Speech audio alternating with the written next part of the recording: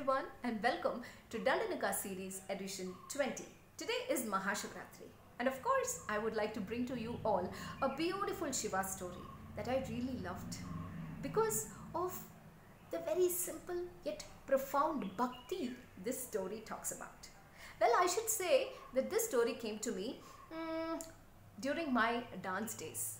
As children who were learning dance, our dance teacher always asked us to pray to Lord Nataraja. And why? So that he would bestow upon us his complete blessings so that we could make justice to the art form that we are learning. Well, I remember the very first padam that I learnt about Lord Nataraja was this. Idadu padam tooki aadum Natarajanadi panivaye nenje. A beautiful free-flowing ragam khamas. It just melts your heart as you listen to this and dance to this. It also talks about how beautiful Nataraja's dance was. Tiruvadi chilambugal galir galir yana tirumudi ilamadi voli palir palir yana. How beautifully his bells in his feet were dangling and how beautiful shine the moon in his head gave. Papanasam Shivan just takes the imagination to the next level. That was one of my favorite padams. But then as we grew, I learned a different padam, and that intrigued me so much because it was talking about a Nataraja who you could not otherwise see. What story could that be? Well, that is what I want to tell you all today. This story also very recently came to me through another storyteller friend of mine. Meenu is her name, and she shared this story in another event that we were a part of. And I just went back to my dancing days. So today I thought, why not share that story, but in my own style. Very long time ago, in the land of Madurai, where the Muttamil was flourishing, Iyal Isai and Nadagam was flourishing, ruled a king, Vikrama Pandya. After Vikrama Pandya, his son Rajashekara Pandya took over the entire kingdom. Now I should tell you something. Every other king, the Sheras, the Cholas and the Pandyas were always competing with each other to see which kingdom was its best. So they did everything to make the Vedams, the Tamil and every other thing flourish in their land. So this Pandya king wanted to master the 64, we call it the Aya Kalegal 64, the 64 fine art forms. He wanted to master them. Well, he ended up mastering 63, but there was one that he was a little reluctant to learn. That was the art form of Bharatanatyam. And why was that? Because he, as the ruler of the king, felt that it would be disrespect to actually learn the dance and think that he has mastered the art because it was at the same place that he ruled. Madurai was the Velli Ambalam, and in that Velli Ambalam was Nataraja, the Lord of Dance dancing, who also made the entire world dance to his tunes. Now how could he even say that he had mastered the art when the master of masters was dancing in his kingdom? So he decided not to learn the art form. And he was convinced to. He made peace with that. But man proposes and God disposes. So they say that Shiva actually decided to play a Thiruvalayadal on this Pandyan king of his. Very promptly he sent a poet from the Chola kingdom. And now this Chola poet, when they come, these kings are very carefully listening to what they had to say. The Karigala Cholan is what the poet was talking about. He said, I see that Iyal Isai and Nadagam is flourishing, but do you know, my dear Rajashekara Pandya, that our Chola king has mastered all the 64 art forms?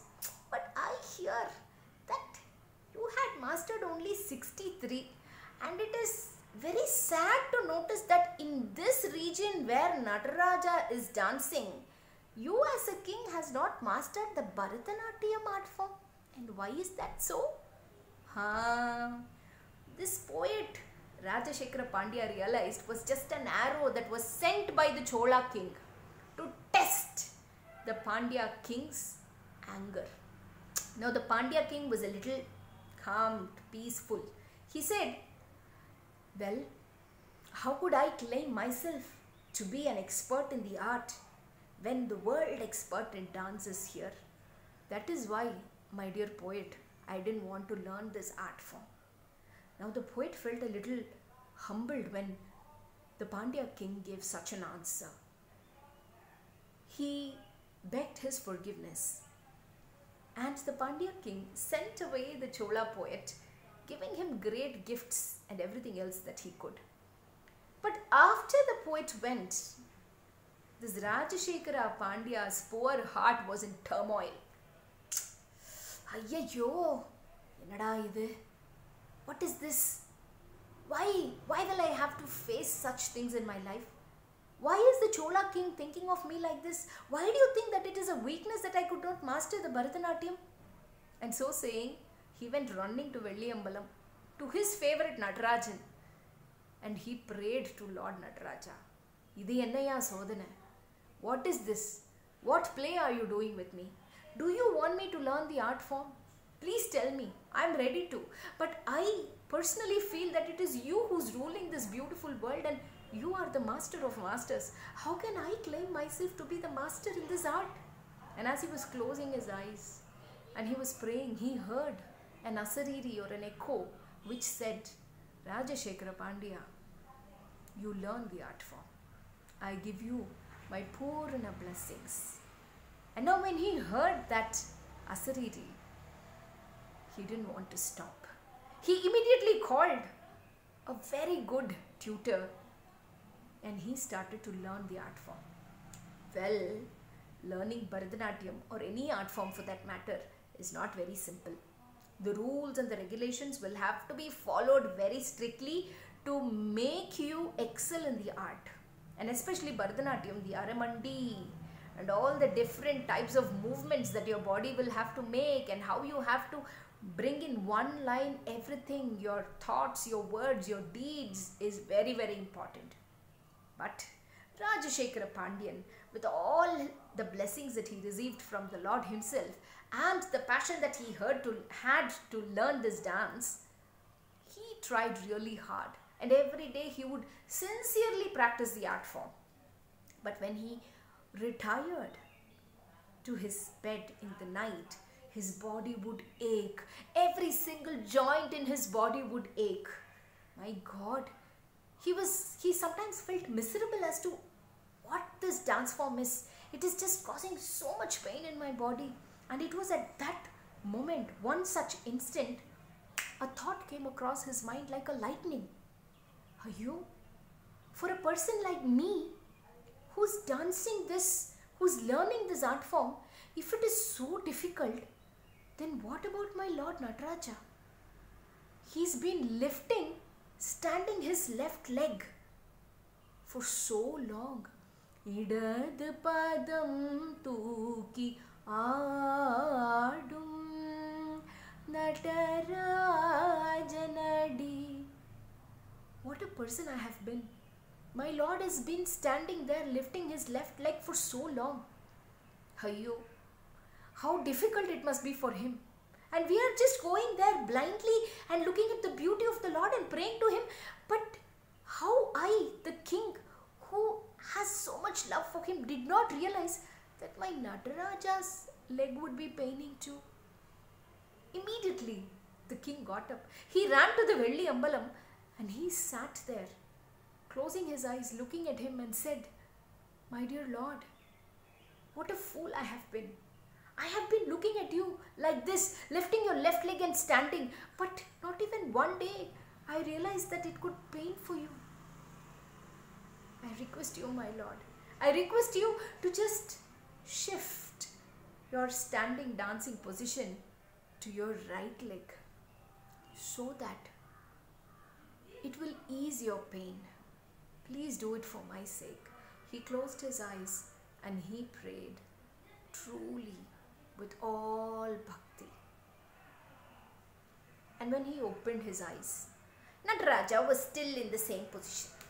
His left leg up, Muyalavan under his leg, smiling, with Ganga flowing and Chandra smiling on his head. Now Rajasekhara Pandian was not very happy. He was talking to Lord Nataraja. He said, "How can you do this to me? Don't you think my prayer is true?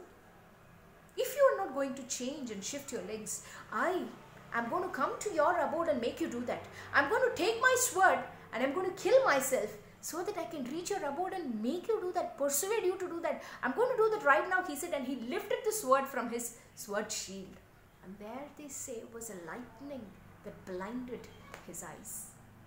And in a moment, the statue of Nataraja that was standing there became the one with its right leg up. And he heard the asariri, or the echo, coming from the heavens, which said, "My dear Rajasekhara Pandian, I am truly impressed by your true bhakti. It is for your sake I lifted my right leg instead of the left, just to make you sure, make you feel at peace that your Lord Nataraja's leg will not be paining for some time."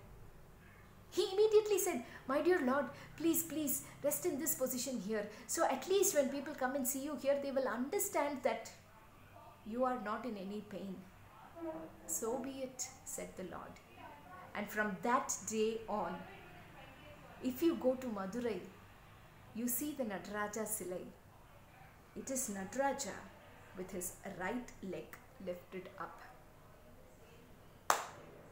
பாதம் வருந்தும் என்று பாண்டியன் வேண்டிட, பாதம் வருந்தும் என்று பாண்டியன் வேண்டிட, வேதமாலும் காணா விமல மலர் பாதம், பாதம் வருந்தும் என்று பாண்டியன் வேண்டிட, வேதமாலும் காணா விமல மலர் பாதம், நீதயவுடனே நித்தனமாடிட, நீதயவுடனே நித்தனமாடிட, மாதவன் புலி பதஞ்சலி புதனானனா, மாதவன் புலி பதஞ்சலி நானனா, கால் மாறி ஆடிய கனக சபேஷா,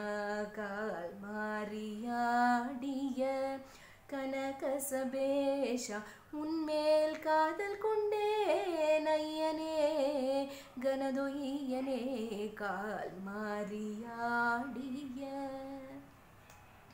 Andavan Pichai composed this song on the Nataraja, who lifted his leg, the other leg, and danced. And you know why? Just because the Pandyan king requested him to do so, because he thought that his Lord Nataraja's leg would pain. What a beautiful story to share on this Mahashivaratri day. Bhakti, in its simplest form, never goes unanswered. With this thought, I would like to say you all a very happy Mahashivaratri, and may Lord Shiva give you all the blessings that you desire. See you all very soon. Until then, it is bye-bye, tata from Lavanya Prasad.